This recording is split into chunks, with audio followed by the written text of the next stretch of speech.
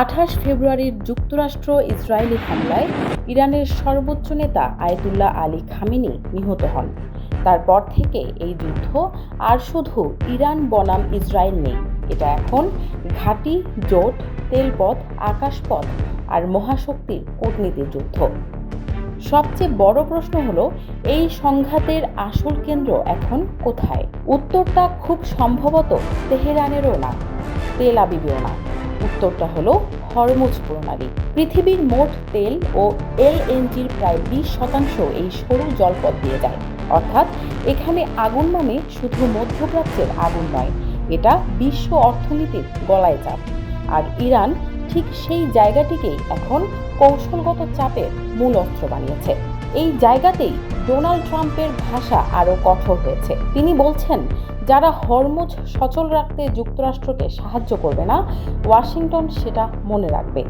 শুধু তাই নয়, ন্যাটো মিত্ররা পাশে না দাঁড়ালে জোটের ভবিষ্যতও খুব খারাপ হতে পারে, এমন সতর্কবার্তাও তিনি দিয়েছেন।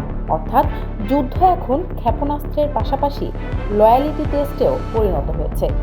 কে আমেরিকার পাশে আর কে দূরে সরে যাচ্ছে। এখানে এসে ঢুকে পড়ছে চীন।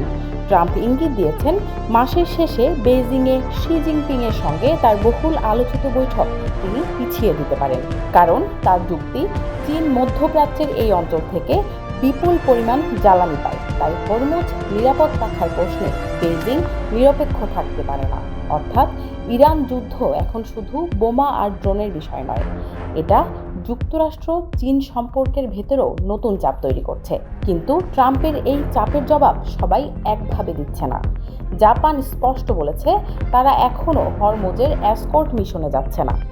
অস্ট্রেলিয়াও জানিয়ে দিয়েছে, কোনো যুদ্ধজাহাজ পাঠানোর পরিকল্পনা নেই। এর মানে কি? এর মানে ওয়াশিংটন চাইছে এই সংকটকে একটি বহুজাতিক সামরিক মিশনে পরিণত করতে। কিন্তু মিত্রদের বড় অংশ এখনও ঝুঁকি নিতে চাইছে না। তারা বুঝছে, হরমুজে ঢোকা মানে সরাসরি এক বিস্তৃত আঞ্চলিক যুদ্ধে জড়িয়ে পড়ার সম্ভাবনা। News desk, Manabzamin.